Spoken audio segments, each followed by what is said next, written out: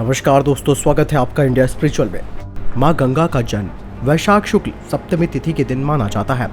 पुराणों में माँ गंगा देवी की कई कथाएं मिलती हैं। साथ ही इनमें गंगा के स्वर्ग से पृथ्वी पर आने का रहस्य भी बताया गया है।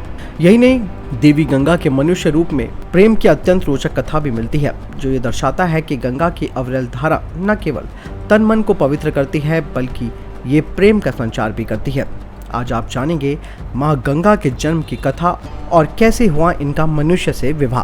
दोस्तों, अगर आप में से जो लोग चैनल में नए हैं वो चैनल सब्सक्राइब जरूर कीजिएगा। वामन पुराण के अनुसार जब भगवान विष्णु ने वामन रूप में अपना एक पैर आकाश की ओर उठाया तो तब ब्रह्मा जी ने भगवान विष्णु के चरण धोकर जल को अपने कमंडल में भर लिया।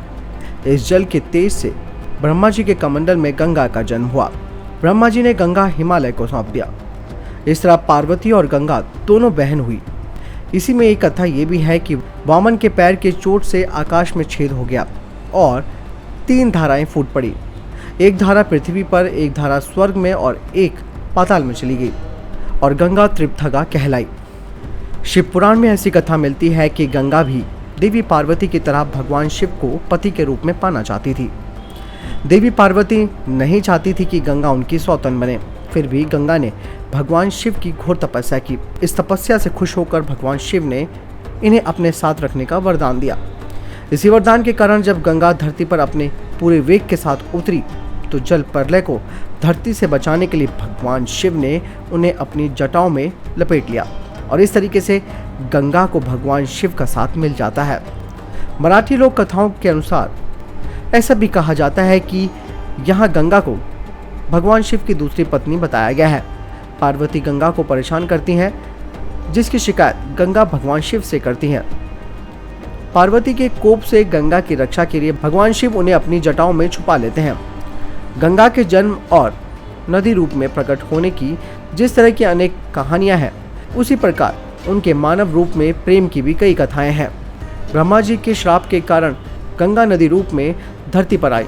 एक बार शिकार खेलते हुए शांतनु जब गंगा तट पर पहुंचे तो गंगा मानवीय रूप धारण कर शांतनु के पास आई और दोनों में प्रेम हो गया। शांतनु और गंगा की 8 संतानें हुई, जिनमें से 7 को गंगा में उन्होंने खुद अपने हाथों से जल समाधि दे दी और 8वीं संतान के रूप में देवव्रत भीष्म का जन्म हुआ।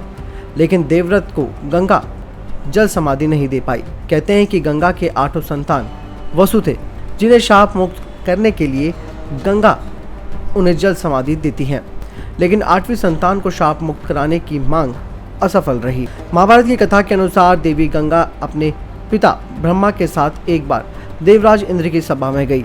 यहाँ पर पृथ्वी के महाप्रतापी राजा महाभीष भी मौजूद थे। महाभीष को देखकर गंगा मोहित हो गई और महाभीष भी गंगा को देखकर सुध-बुध खो बैठे। इंद्र की सभा में नृत्य चल रहा था, तभी हवा के झोंके से गंगा का आंचल कंधे से गिर गया। सभा में मौजूद सभी देवी देवताओं ने शिष्टाचार के तौर पर अपनी आंखें झुका ली, लेकिन गंगा में खोए महाभीष उन्हें एकटक निहारते रहे और गंगा भी उन्हें देखती रह गई। क्रोधित होकर ब्रह्मा जी ने शाप दिया कि आप दोनों लोकलाज और मर्यादा को भूल गए हैं, इसीलिए आपको धरती पर जाना होगा और आप दोनों एक दूसरे को पसंद करते हैं, इसीलिए वहीं आपका मिलन होगा। तो दोस्तों, आपने जाना कैसे हुआ था गंगा मैया का जन्म और कैसे उनका मनुष्य से विवाह। जानकारी पसंद आई हो तो वीडियो को लाइक, कमेंट, शेयर कीजिएगा। साथ ही इस चैनल को सब्सक्राइब जरूर कीजिएगा। नमस्कार।